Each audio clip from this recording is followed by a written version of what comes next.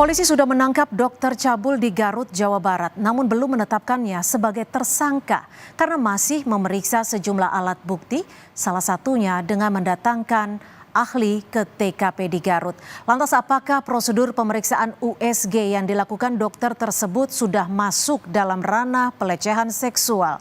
Kita akan berbincang bersama dokter spesialis kebidanan dan kandungan sekaligus anggota Perkumpulan Obstetri dan Ginekologi Indonesia atau POGI, Dr. Yusfa Rashid, dan juga kriminolog dari Universitas Indonesia, Mbak Hanifah Hasna.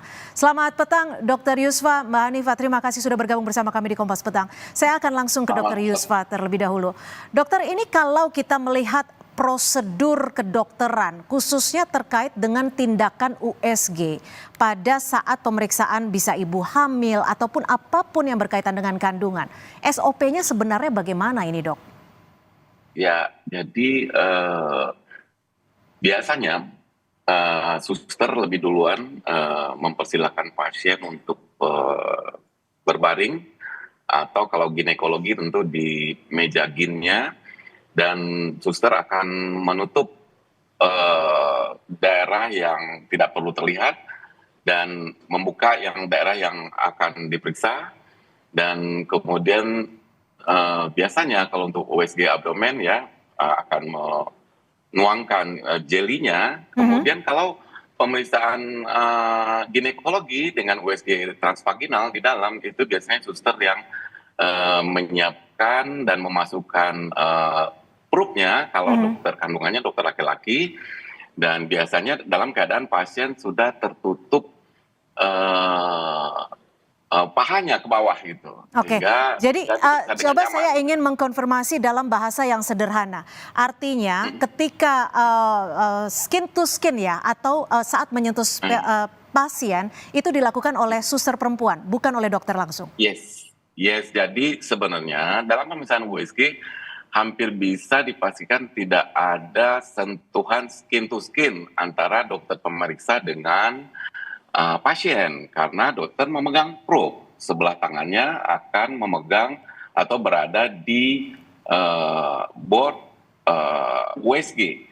Dan kadang-kadang kalaupun ada pemeriksaan transvaginal USG dari dalam, itu kalau kita mau memastikan pasien merasa nggak nyaman atau sakit di perut bagian bawah sebelah kiri, kanan atau tengah, dokter akan melakukan pemanjatan di daerah pelvic bawah itu, tapi juga biasanya dengan bagian perut yang sudah tertutup. Jadi sama sekali harusnya tidak ada sentuhan kulit dan kulit antara dokter dengan pasien pada pemeriksaan. Kalau Dr. Yusfa sendiri melihat video yang sempat beredar di media sosial, ini sudah ada unsur pelecehan seksual tidak dari kacamata kedokteran? Saya tidak begitu memperhatikan video tersebut ya, tapi saya menyampaikan apa yang seharusnya dilakukan pada saat melakukan pemeriksaan USG gitu. Dan sekilas memang kita memeriksa USG itu tidak ya pastilah tidak kedua tangan berada di perut pasien gitu. Oke, saya akan ke Mbak Hanifah. Mbak Hanifah, ini pelaku sudah ditangkap tapi belum ditetapkan tersangka.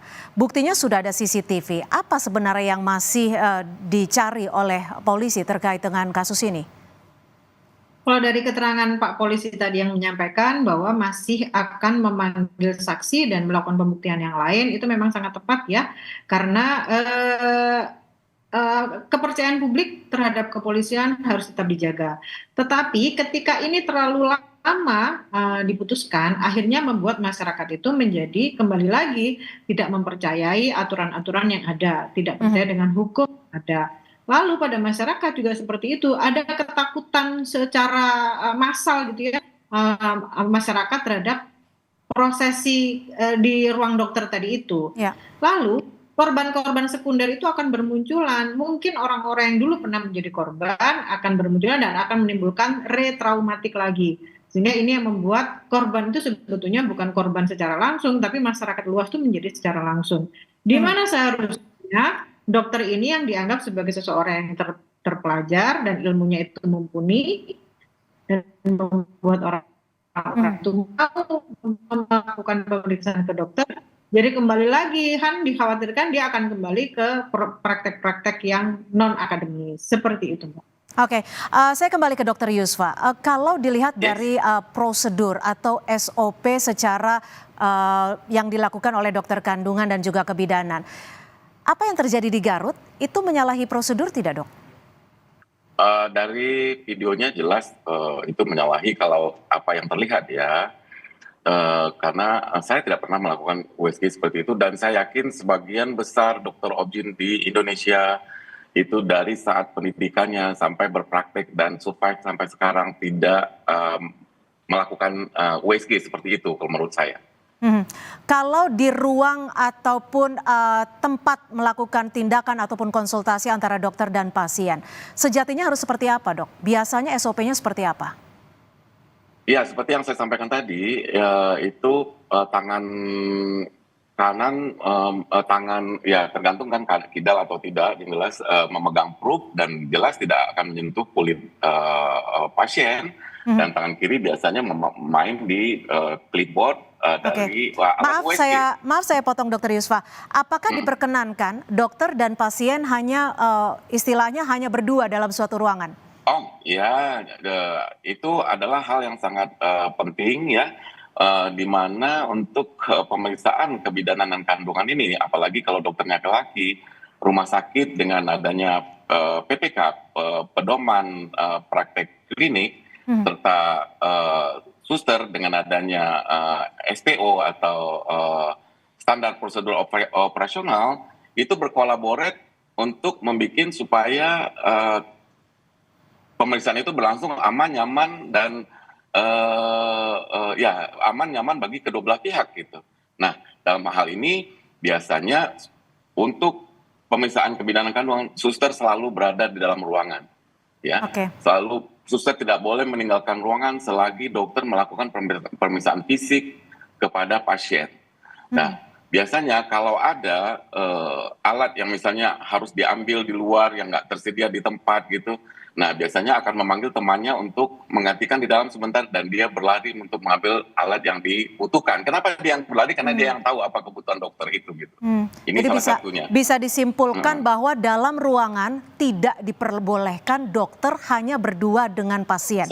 Berdua, Harus ya betul, betul. diwajibkan didampingi oleh Ya, minimal satu orang bidan. oleh Ya, saya suster. kembali ke Mbak Ya. Hanifah. Mbak Hanifah, kalau dilihat dari kasus ini, apakah barang bukti yang dimiliki oleh polisi sudah bisa digunakan sebagai untuk penetapan tersangka?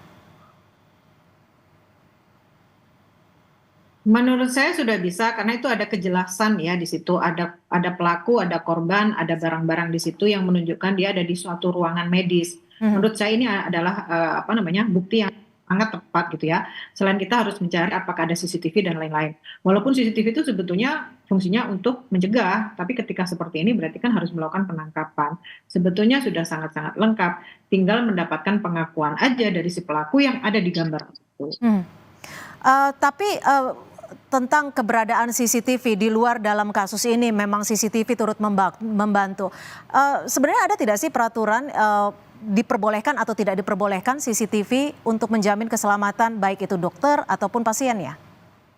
Oh, sebetulnya CCTV itu kalau yang saya ketahui untuk mengontrol siapa saja yang bisa masuk ke situ ya, mungkin ada di luar. Tapi secara medis atau secara profesional, saya nggak tahu seperti apa. Mungkin Dokter Yusuf bisa menyampaikan Hmm. bagaimana prosedurnya.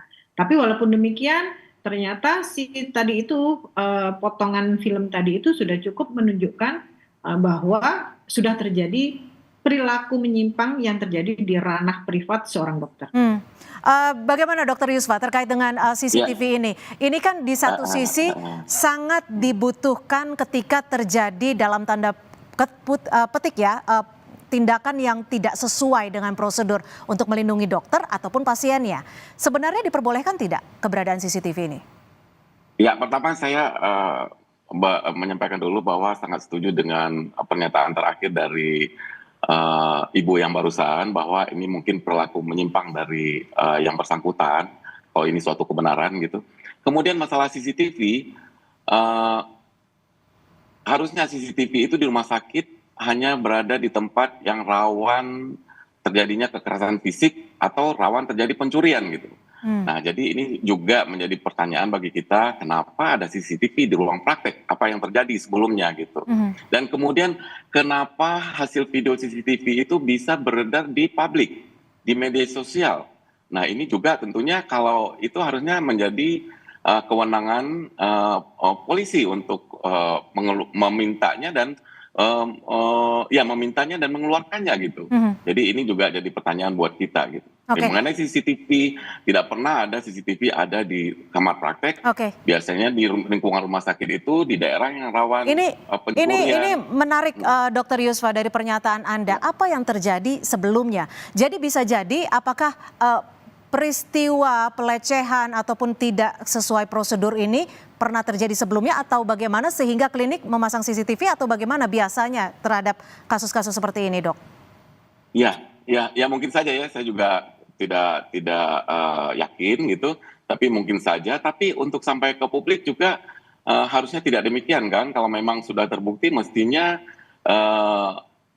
misalnya pihak yang dirugikan menyampaikan ke yang berwenang, tentu Polri, dan Polri meminta ke klinik untuk memberikan rekaman ini gitu. Jadi mungkin itu mungkin yang tepat gitu. Jadi pastinya tentu nanti pihak yang berwenang yang akan mengusut urutan cerita dari semua ini gitu. Oke, Mbak Hanifah, apa yang bisa dikutip dari perbincangan kita saat ini? Mungkin masih banyak korban yang belum melapor. Apa yang bisa diimbau? Baik, saya mau menanggapi yang disampaikan Dr. Yusfa tadi. Menarik sekali ya, kenapa sampai ada CCTV di situ. Jangan-jangan sudah terjadi pelecehan sebelumnya. Dan mungkin juga ketika si korban itu melaporkan ke kepolisian, mungkin tanggapannya kurang cepat. Sementara pada saat ini nampaknya sepertinya di Indonesia itu no viral no justice, dan ini adalah cara-cara yang cepat digunakan oleh masyarakat untuk membuat laporannya itu menjadi segera diterima. Tapi walaupun demikian, dengan kasus ini tidak mengurangi rasa simpati saya, rasa sedih saya, bahwa dengan kasus ini ternyata kita menjadi ada wake up call terhadap proses medis gitu ya, sehingga kita menjadi teredukasi lagi bahwa seperti yang disampaikan Dr. Yuswa tadi, bagaimana prosedur kedokteran itu sekarang sudah tersampaikan ke masyarakat, sehingga masyarakat ketika berobat mereka punya hak untuk menanyakan, dok kenapa sendirian, dokternya di mana begitu. Jadi ini adalah waktu atau momen yang tepat untuk mengedukasi masyarakat sehingga tidak akan ada korban lain selain yang sudah terlaporkan. Baik, terima kasih atas informasi Anda, Mbak Hanifah Hasna, kriminolog, dan juga Dr. Yusfa Rashid sudah memberikan perspektifnya di sore hari ini di Kompas Petang. Selamat sore, Dr. Yusfa, Mbak Hanifah, terima kasih.